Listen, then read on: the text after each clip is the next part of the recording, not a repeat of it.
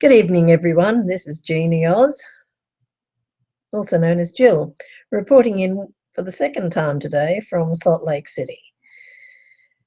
Tonight I attended the media dinner for Rootstech. This event is held annually on the evening prior to the commencement of the conference. I have been lucky enough to be invited to all of the media dinners at all of the Rootstech conferences. I wasn't able to attend last year, but I've been there for each and every other dinner. Why do I get invited? I get invited because I've previously been an official blogger for Rootstech, but as social media has grown, the title has now been changed to Rootstech Ambassador, to recognise that we not only blog about Rootstech, but we use many of our favourite social media tools to tell our friends about Rootstech. Once again, I'm going to show you a few photos that I have taken and tell you a little bit about what happens at the media dinner. I'm often asked, where are you going tonight? And I say the media dinner, and people say, oh, what's that? So it's one of the perks of being an ambassador at Rootstech. As well as these perks, of course, there's a lot of hard work involved. So this image I've got up in front of me now is the banner that was on the screen as we walked into Rootstech. Of course, this dinner gives us an opportunity to meet with those who have been on the blogging or ambassador team since Rootstech started. Some people come on the team, some people leave the team. So tonight there were a number of new faces, but many old faces. And among the big crowd that is at Rootstech, tonight might be the only opportunity that we get to see those people. In this first image, I'm not going to do right and left as I did before because I got confused with the mirroring on the computer. So the lady with the lovely spotty scarf is Rosemary Morgan of London Roots Research. Rosemary hails from England. The lady with the striped jumper is Diane Haddad from Family Tree magazine.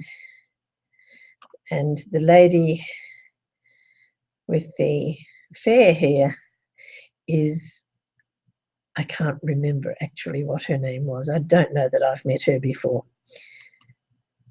Of course, Thomas Mckenzie was there larger than life once again, wearing his blogger beads and blogger bling. Thomas has been also an ambassador or blogger for Rootstech for each of the events. We're getting to be old hands at it now. Of course, the Ancestry Insider had to hide his identity. We cannot reveal who he is, but I noticed a bit of a clue tonight.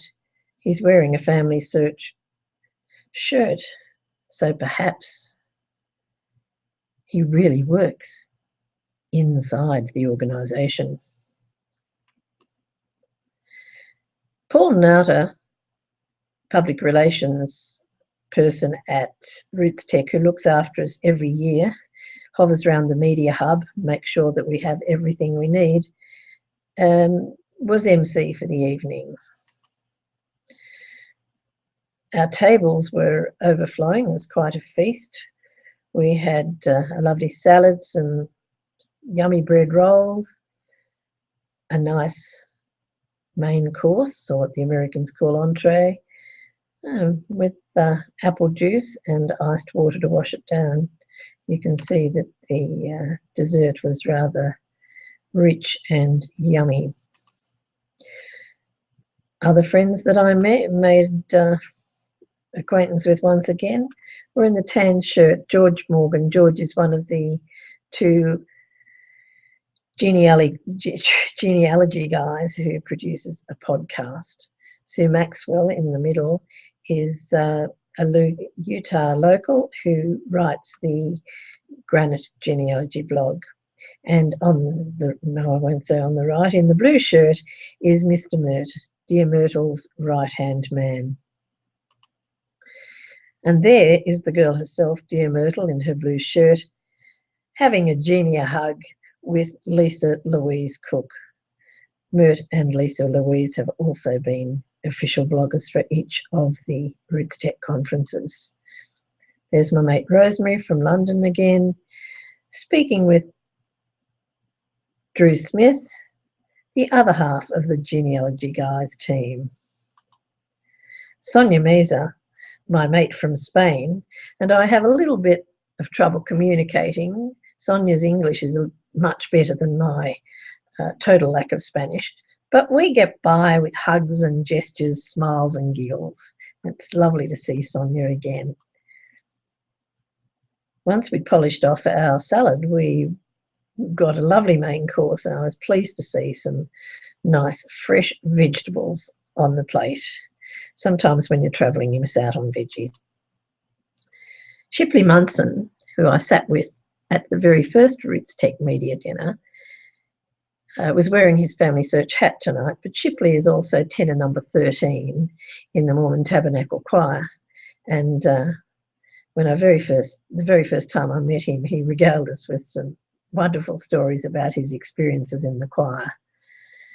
Shipley showed us some video clips and shared some statistics and news about Family Search and what's happening there. He told us about the new Discovery Centres. I was lucky enough to visit the Discovery Centre in Salt Lake City yesterday and have a play with the gadgets that are there, the technology, the modern stuff. Another one of the short videos he had was an advertisement. I think it's going to be shown at the conference. It brought a tear to my eye. I observed it brought a tear to Myrt's eye, and I think Shipley was affected by this beautiful video, which related to the conference's theme about who inspires you. And it was people talking about those who inspired them.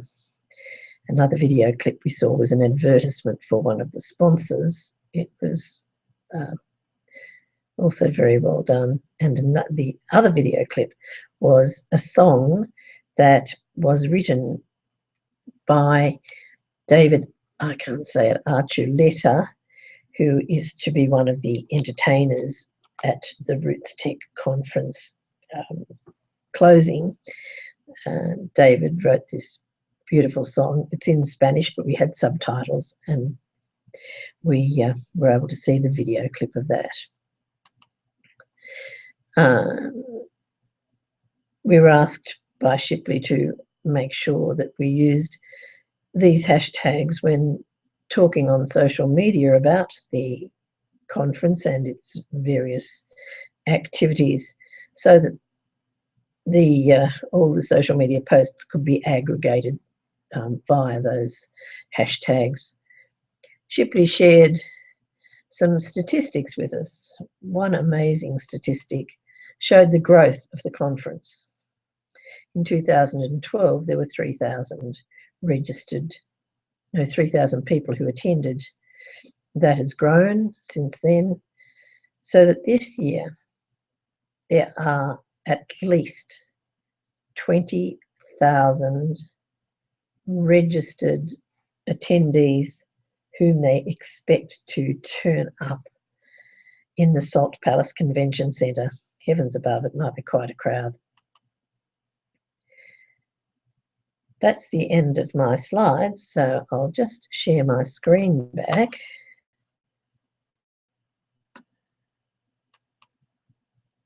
And tell you that we also heard from David Pugmire.